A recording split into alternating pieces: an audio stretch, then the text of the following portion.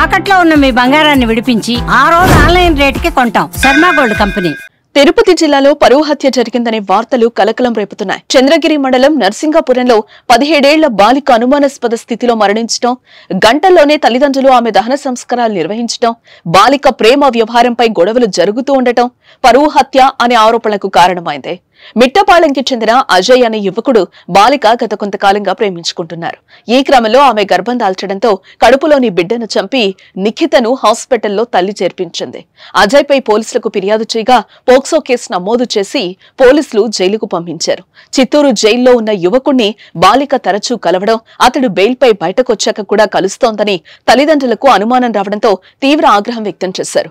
ఈ క్రమంలో ఏప్రిల్ 4న మధ్యాహ్నం బాలిక అనుమానాస్పద స్థితిలో మృతి చెందగా ఆమెను గంటల వ్యవధిలోనే దహన సంస్కారం చేశారు.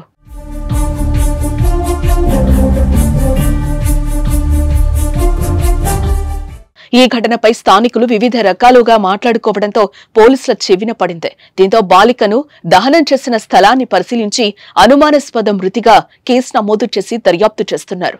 మరోవైపు ప్రియుడు కూడా బాలిక తల్లిదండ్రులే హత్య చేసినట్లు ఆరోపిస్తూ విడుదల చేసిన ఆడియో వైరల్ అవుతోంది.